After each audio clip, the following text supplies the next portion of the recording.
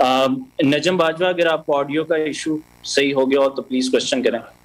جی خان صاحب، میرا نام نجم باجوہ ہے اور بڑا امپورٹنٹ کویشچن ہے کیونکہ آج آپ نے کچھ لوگوں کو یو ٹرن کی دعوت دی ہے.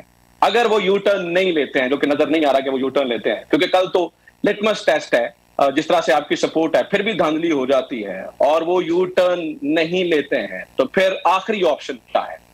کیونکہ بہت سارے لوگ ایکسپیکٹ کر رہے ہیں کہ آپ جلدی لانگ مارچ کی کال دے سکتے ہیں، تو یہ اس کے بعد وہ فیصلہ ہو سکتا ہے کہ اب P T I long march کی طرف جائے اور آپ ایک آخری فیصلے کے لیے اسلام آباد میں اکٹھے ہوں؟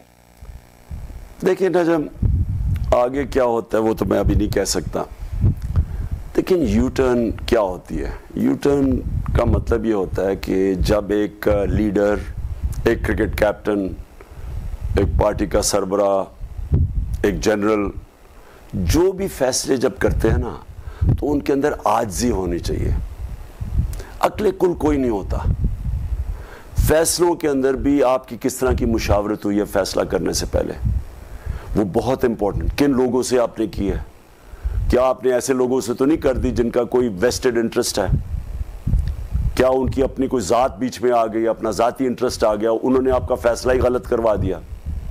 تو جو آپ فیصلے کرتے ہیں ہمیشہ اس میں عاجزی ہونی چاہیے. اور عاجزی کا مطلب یہ ہے کہ میں جتنا بھی اپنے آپ کو دنیا کا بیسٹ کرکٹ کیپٹن سمجھوں، لیکن جو بھی میں اسٹریٹجی بناتا تھا مجھے ہمیشہ یہ ہوتا تھا کہ اس میں کوئی نہ اگر اور ہو جاتی تھی، غلطی ہو جاتی تھی.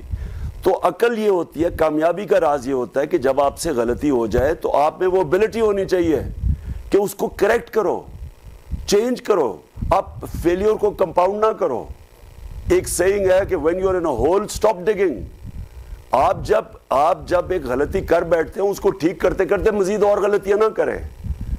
تو میں مثال دی تھی، دو بہت بڑے دنیا کے ایونٹس ہوئے تھے، دونوں دنیا کی اپنے وقت کی سب سے سپر پاورز تھی، جو ہٹلر کی جرمنی اور نیپولین جو اپنی جب پیک پہ تھا فرانس.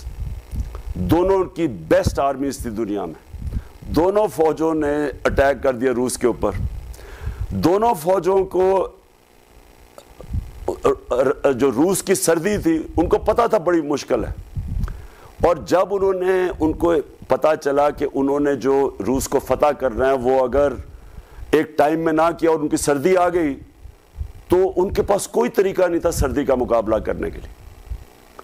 لیکن جو ہٹلر تھا اور نیپولین، تکبر انہوں میں اتنا تھا کہ انہوں نے جو پتہ چلا کہ اب غلطی ہے تو واپس ریٹریٹ جو کرنا تھا نہیں کیا. دونوں فوجیں تباہ ہوئی. تو میں صرف یہ کہتا ہوں کہ میری زندگی یہ جب بڑی اسٹوپڈ باتیں کرتے ہیں جنہوں نے زندگی میں انہوں نے کوئی اچیو ہی نہ کیا ہو، کوئی بڑے فیصلے نہ کیے ہوں، جی یو ٹرن ہو گئی. یو ٹرن تو ایک عقل مند لیڈر کی کوالٹی ہوتی ہے کہ کب ریٹریٹ کرنی ہے اور کب آگے جانا ہے. یہ تو عقل مندی ہوتی ہے، کیونکہ اصل میں تو آپ نے جیتنا ہوتا ہے.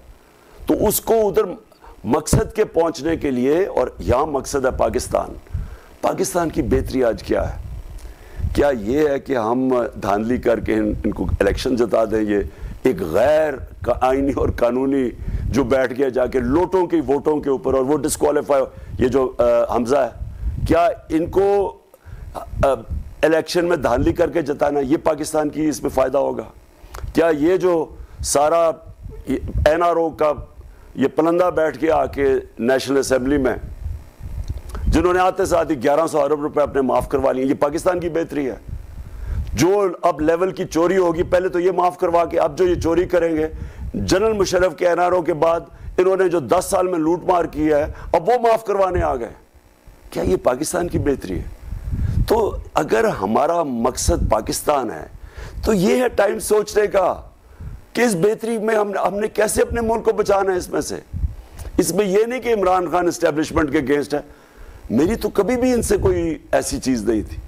لیکن میں پاکستان کے لیے اگر کبھی مجھے کوئی کہے کہ میں ان چوروں کو مان جاؤں گا، جو مرضی مجھے کہے، اسٹیبلشمنٹ کہے، جو مرضی کہے، سپر پاور کہے، میں تو اپنی جان دے دوں گا، میں ان کو کبھی مانوں گا نہیں. کیونکہ میں نے تو 26 سال ان چوروں کے خلاف جہاد کی ہے.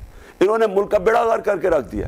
جب یہ دو خاندان 32 سال سے یہ دو خاندان حکومت کر رہے ہیں اس ملک پہ 32 سال سے, اور یہ 90s کے اندر میں ہندوستان میں جب میچ کھیل کے آتا تھا 80 کی دہائی میں تو وہ لگتا تھا غریب ملک سے امیر ترین ملک میں آ گیا ہوں. 90 کی دہائی میں جب سے یہ دو آئے ہیں ہم بنگلہ دیش سے بھی پیچھے رہ گئے ہیں, ہندوستان بھی آگے نکل گیا ہمارے, اور یہ اربوں پتی بن گئے ہیں, اور سارے ان کے اثاثے آپ کو اندازہ نہیں ہے کہ انہوں نے کتنا پیسہ چوری کیا اس ملک سے. ان کے لنڈن میں فلیٹ, ان کے آف شور اکاؤنٹس, یہ تو ابھی تھوڑی سی چیزیں سامنے آئی ہیں. تو یہ تو 30 سال سے ملک چوری کر کے پیسہ باہر لے کے جا رہے ہیں. اگر کسی کا خیال ہے, اگر اسٹیبلشمنٹ کا خیال ہے, کسی اور کا خیال ہے کہ میں کسی صورت میں ان چوروں کو تسلیم کروں گا, کسی کو اس غلط فہمی میں نہیں رہنا چاہیے. جب تک میرے میں خون ہے میں ان کا مقابلہ کروں گا.